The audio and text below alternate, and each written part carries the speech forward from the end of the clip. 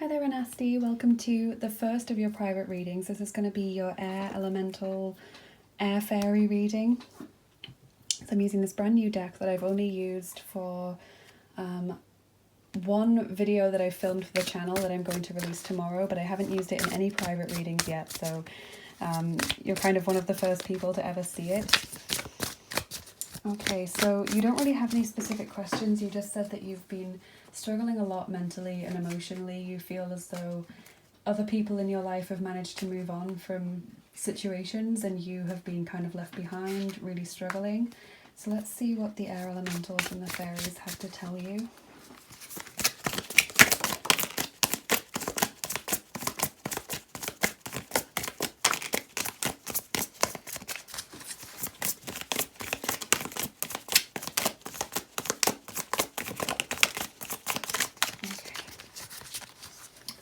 So let's see what these cards are. Try and take them in the order that they fell out. We've got the Devil card coming out first and foremost. That's Capricorn energy. We have the Six of Pentacles, the Ace of Swords, and the Two of Wands. I love this card. I love the kind of oasis that's there in the desert. Okay, so what I'm going to do is I'm going to read a tiny bit from the guidebook for each card, because this deck, I like the way that it's written.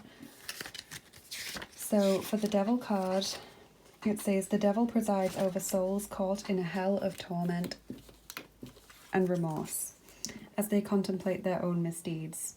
Seek the root causes of any bad habits or addictions if you truly want to break free of them. So this is like saying to you that in order to fully move on from whatever these situations are, you've got to fully face up to them, and you've got to fully acknowledge them and recognize them and say, okay, yes, this happened. I found it painful. I found it challenging. It took me a long time to move on in any meaningful way. Forgive yourself and others. And when I say forgive yourself, that's because often words or thoughts or actions may have worsened the situation for you without meaning to, but you know, sometimes you can put negativity out there, or sometimes you make a choice to remain in a situation or to allow things to happen, and so forgiving yourself also helps you to move on more quickly. And with the Six of Pentacles, it says, help and healing energy are available to you if you will accept it. Do not be too proud to accept the loving kindness that surrounds you. I think that's beautiful as well. There is definitely strong energy coming from your spiritual team wanting to help you. The Ace of Swords says, the gift of new vision is yours. Seize the opportunity to make a fresh beginning and move confidently towards your destiny. So definitely lovely energies there, new beginnings, new experiences coming your way. The opportunity to have a new, fresh start on your journey in life. And then the Two of Wands, which I thought was here in the guidebook, but it's not, I've missed it. Two of Wands, you seem to be coming close to achieving a goal, but make sure it is one that you want and not a tempting illusion, because of course this is a mirage. It's kind of coming from the moon, which is the symbol of illusions and the subconscious, and it's like floating down there. They think they've seen it, but it's not really there. So I think that's so interesting. Two of Wands is all about progress as well. So definitely you do seem to be making progress, even if you're not fully aware of it. But this is saying you need to fully acknowledge the situation. You need to fully forgive yourself and others so that you can move on. There's a lot of help available to you. You just seem not to be maybe ready to accept it, or just not aware that you are surrounded by help. So let's get you some more cards.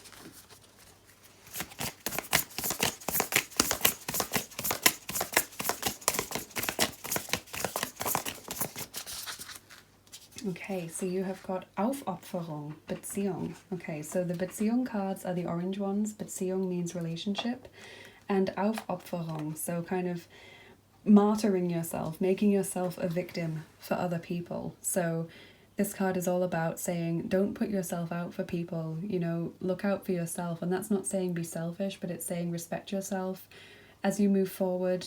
Don't allow yourself to trust people straight away. You know, people have to earn your trust and earn the right to become closer to you, and make sure that you're never getting into a relationship that isn't 50-50.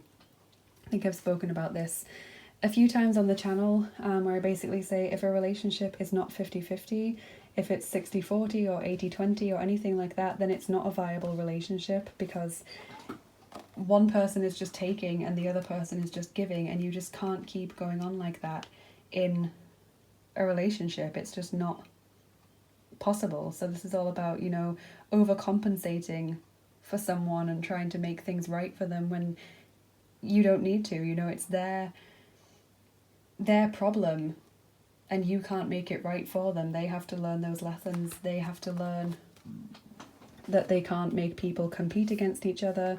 That's the feeling I get there, is like wanting to prove that you're worthy of being chosen, or wanting to prove that you're better than someone else. And this is saying you shouldn't have to feel like that in a relationship. You shouldn't be made to feel as though it's a competition and that you have to prove your worth. So I hope that resonates.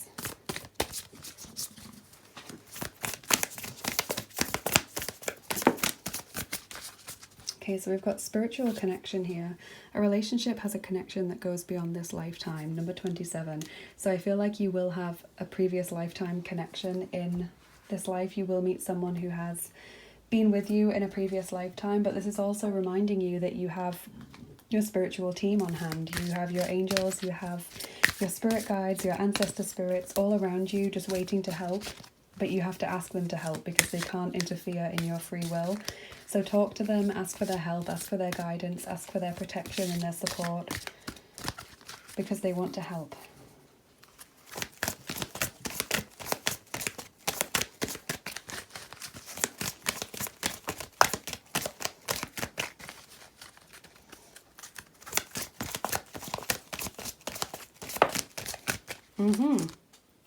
Don't compromise. There we go. Don't compromise. Just making me think again of that card. Don't compromise. Then let's see what else we've got. Okay, so I've just dropped a card that's gone all the way onto the floor.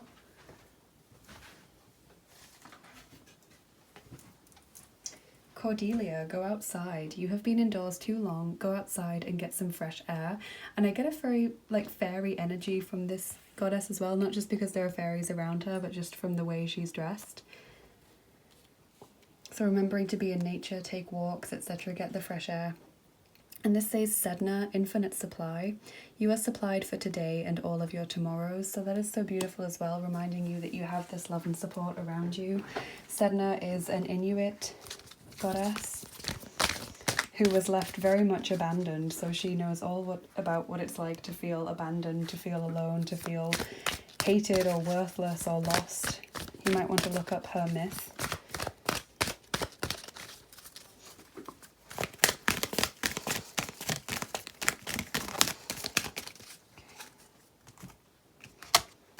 Then we have charity, prayer and contemplation. Connect with heaven, ask and you shall receive. So that's just what we've been talking about, isn't it? And Mary Magdalene, teacher awakens. You have something important to share. Follow the inner call. Don't let anything stop you. I think that's beautiful. So you are being called from within, whether you're hearing it or not, or whether you've kind of been brushing it off or not. That's what I'm seeing.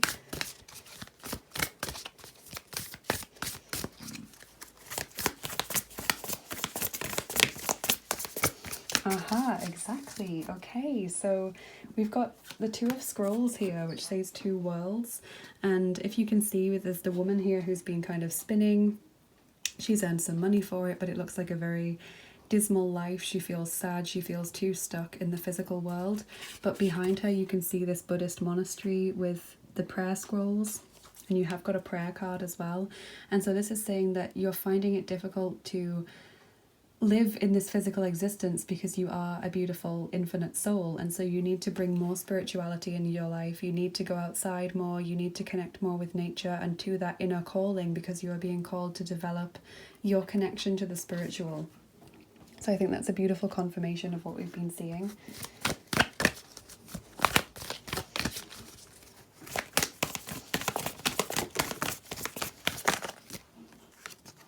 A fiery climax approaches. Full moon in Aries. Okay, so things are going to improve, but it feels like there's a lot of intense work to do.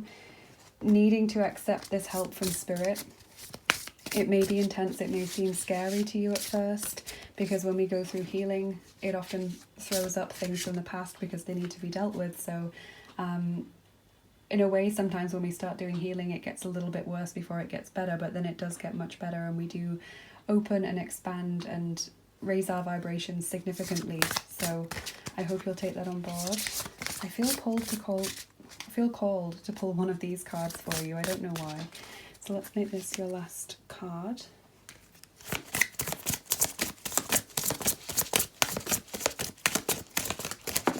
There we go. Okay. So we've got Binach, the left eye, knowledge. So this is from the Sephirot, the Jewish Kabbalah, which is the Jewish mysticism tradition. And this shows the human body as being the tree of life, which is their mystical symbol.